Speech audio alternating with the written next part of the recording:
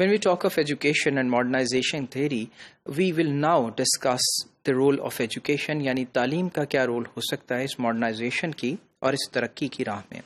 Education ایک pivotal role play کرتی ہے لانچ کرنے میں، فیسیلیٹیٹ کرنے میں، ایک ماڈرنائزیشن کے پروسیس کو کس طرح سے کہ ایک ڈائریکٹڈ کلچرل چینج کے طور پہ، یعنی اس کا ایک ڈائریکشن ہے جو ایک کلچرل چینج دیا ہے.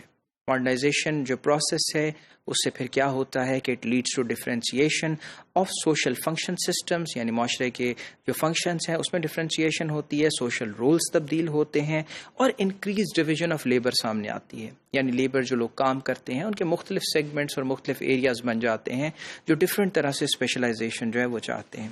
اور this is a consequence of increasing partition and segmentation of processes in economic production and public administration. ابھی کس طرح سے سامنے آتے ہیں جب ہم دیکھتے ہیں کہ سیگمنٹیشن ہوتی ہے جہاں بلاکس بن جاتے ہیں ڈفرینٹ، اور کن چیزوں کے جس میں اکنامک جو ہے پروڈکشن ہے اور پبلک ایڈمنسٹریشن دونوں طرح سے ان 2-3 ڈپارٹمنٹس کے اندر ڈفرینٹ ہیڈز بن جاتے ہیں جس کے تحت اسپیشلائز جو ہے ٹاسک جو ہیں وہ سامنے آتی ہیں. اور پھر اس کے لیے کیا ریکوائر ہوتا ہے کہ ہائیلی اسپیسیفک اسکلز اور نالج والی عوام، وہ لوگ جو کہ ہائیلی ایجوکیٹڈ ہوں ان دوز پرٹیکولر ایریاز جو ماڈرنٹی کے جو ہے وہ طور پہ سامنے آئے ہیں، وہ ایریاز جو نئے ڈیولپ ہوئے ہیں وہاں کام کرنے کے لیے ہمیں ایجوکیٹڈ اور اسپیشلائزڈ لیبر فورس کی ضرورت جو ہے وہ پڑتی ہے.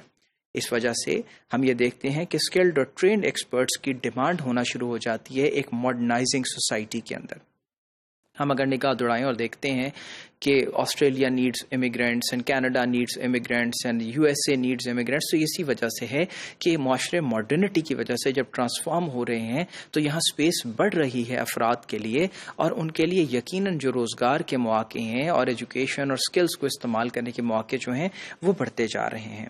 اب اس گروئنگ ڈیمانڈ کو میٹ کرنے کے لیے جو ماڈرن میسز ہے، عوام ہے، عوام الناس ہے، اس کو ایجوکیٹ کرنا بہت ضروری ہے اور اسٹیبلش ایسا کرنا ہوگا کہ کمپریہنسو ایجوکیشن ایکسپینشن جو ہے اس کو لانچ کیا جائے تاکہ ان ڈیمانڈز کو میٹ کر سکے جو معاشرے کی ہے. Apart from necessary technical knowledge, the modernization theory stressed the importance of imparting the right modern socio-cultural knowledge. یعنی صرف یہی نہیں ہے کہ آپ صرف ایک ماڈرن ٹیکنیکل نالج دیں، بلکہ صحیح جو ٹیکنیکل نالج ہے جو کہ ٹھیک ہو تمام لحاظ سے اس کو امپارٹ کریں. وہ کیسے ہو سکتی ہیں؟ you're looking at education where we see کہ environment پہ اس کے اثرات کیا مرتب ہوں گے. ہم فیکٹری لگانے جا رہے ہیں تو اس کا اثر جو ہے ہیبیٹیٹ پہ کیا ہوگا؟ کیا پاس بچوں کا کوئی اسکول تو نہیں ہے؟